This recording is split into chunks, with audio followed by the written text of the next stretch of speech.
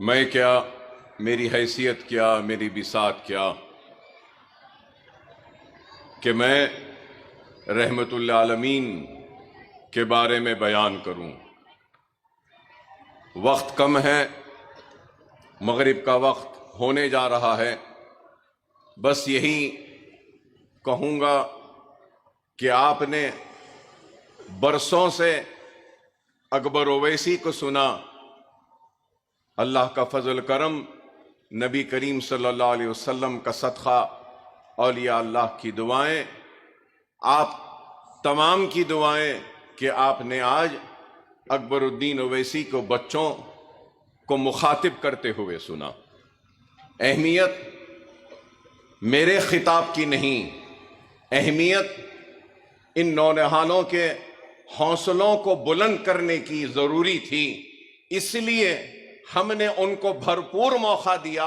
لیکن پھر بھی یہ شکوہ رہے گا کہ ہم نے سب کو موقع نہیں دیا۔ میں یہ سمجھتا ہوں کہ قابل مبارکباد ہیں سارے اساتذہ، سارے ٹیچرز اور سارے پرنسپلز اور سارے وہ نونہال بچے جنہوں نے ان کمپٹیشنز میں حصہ لیا، اور میں مبارکباد دیتا ہوں سارے لوگوں کو کہ ایک بڑا اچھا کام آپ نے کیا۔ اور ہماری جانب سے ایک چھوٹی سی کوشش ہے 1500 سالہ جشن منانے کی، جو ہم نے مل کر کی ہے، جو آج بھی ایک تقریب ہوئی ہے اور کل بھی ایک تقریب ہے۔ کل یہ ہے کہ ہمارے پاس قریب 800 چلر یا 900 کے قریب یتیم یسیر اور سیریسلی ال پیرنٹس کے بچے ہیں، قریب 900 بچے ہیں یتیم یسیر۔ تو ہم ان کے ساتھ کل طعام کریں گے، ان کو تحفے دیں گے، اور وہ یتیموں کے سر پر ہاتھ رکھ کر کچھ اپنے گناہوں کو بخشوانے کی کوشش کریں گے۔ نہ صرف یہ بلکہ ہم یہ بھی کوشش کر رہے ہیں کہ بیماروں تک علاج کو پہنچائیں، ان کے بستیوں میں جا کر ادویات کو مفت تقسیم کریں۔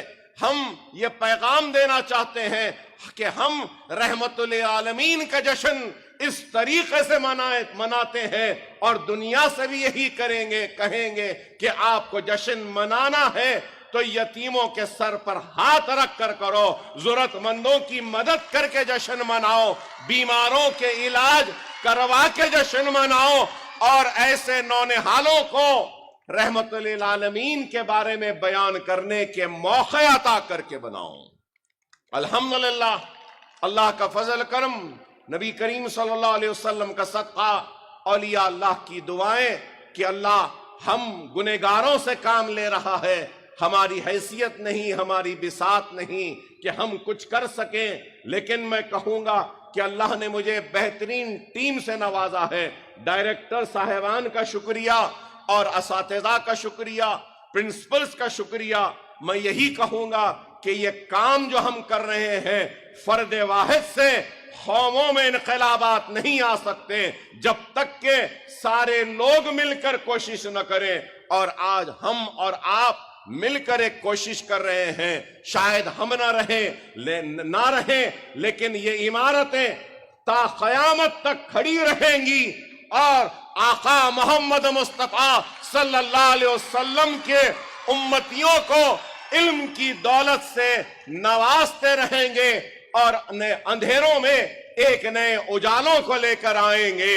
دنیا نہیں جانتی، لیکن میں کہوں گا کہ اس عمارت کی ایک ایک اینٹ میں میرے آنسو ہیں، میری دعائیں ہیں، اور میری فریادیں ہیں، جو میں نے آقا کے در پر رسول اللہ کی بارگاہ میں رکھا کہ یا رسول اللہ، یہ آپ کی امت کے لیے ہے یہ کام، یا رسول اللہ اس کام کی لاج آپ رکھ لیجئے، یا رسول اللہ ان نونہالوں کے مستقبل کو آپ ہی کہ نظر کرم سے سنوار دیجئے۔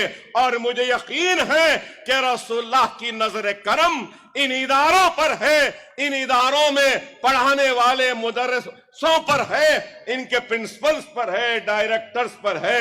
غیب سے ہماری مدد ہوگی، اور اللہ ہمارے مشن کو کامیابی و کامرانی سے نوازے گا۔ آگے بڑھو، کام کرو، سوچو نہیں، اللہ خود راستے بنائے گا۔ اور یہ بات بھی ضروری ہے کہ یہاں پہ چند لوگ بیٹھے ہیں، یہ چند لوگ وہ لوگ ہیں جنہوں نے اکبر الدین اویسی کو وہ ہمت دی، وہ عزم دیا، وہ حوصلہ دیا۔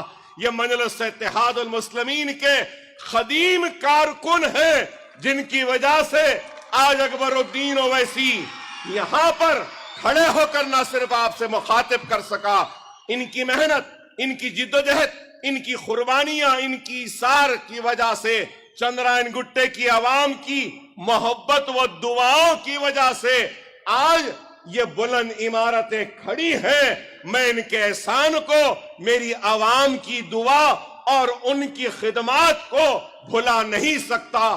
بارگاہ رب العزت میں دعا کرتا ہوں ہاتھ اٹھا کے کہ اللہ ان سارے لوگوں کی پریشانی و مصیبتوں کو دور فرما جنہوں نے حیدرآباد سے انتشار کا خاتمہ کیا تھا۔ اللہ ان سب کی پریشانیوں کو دور فرما جنہوں نے مجھ جیسے گنہگار کو، جو نوجوان تھا آج سے 27 برس پہلے آیا تھا ایک خواب لے کر کہ تعلیمی ادارے بناؤں گا، تو جن جن لوگوں نے تعاون کیا، رہنمائی کی، مدد کی، اے اللہ تو غیب سے ان کے پریشانیوں کو دور فرما۔ اے اللہ ان اداروں کی حفاظت فرما، یہاں پڑھنے والے بچوں کے مستقبل کو سنوار دے۔ اللہ ہم سب کو نیک بنائے، ایک بنائے، اور معصوم نونہالوں سے کہوں گا کہ زندگی میں اگر کامیاب ہونا ہے تو زیادہ کچھ کرنے کی ضرورت نہیں ہے، رسول اللہ صلی اللہ علیہ وسلم کے عاشق بنو، قرآن کو پڑھو، اور اگر قرآن کو سمجھنا ہے تو اس سے پہلے صاحب قرآن کو سمجھو۔ اگر صاحب قرآن کو سمجھیں گے تو قرآن بھی سمجھ آ جائے گی۔ نمازوں کے پابند بنو، یتیموں بے سہاراؤں کی مدد کرو، ماں باپ کا احترام کرو، اساتذہ کا احترام کرو۔ اللہ راضی تو دنیا راضی۔ دنیا جیتنے کے لیے بے شمار چیزوں کی ضرورت نہیں ہے، چند چیزیں ہیں۔ کہوں گا یہ نونہالوں سے پھر سے کہوں گا کہ سب سے بڑی دولت ہے تو یاد رکھ لو، طاقت ہے تو وہ ماں اور باپ کی دعائیں ہیں۔ ماں باپ کو راضی رکھو، ماں باپ کی خدمت کرو، اور نماز کے پابند بنو، قرآن کو پڑھو، احادیث کو پڑھو، شریعت پہ عمل کرو، سنت رسول اللہ پہ عمل کرو، اساتذہ کا احترام کرو۔ دنیا تمہارے قدموں کو چومنے کے لیے بے چین رہے گی۔ وآخر دعوانا الحمدللہ رب العالمین۔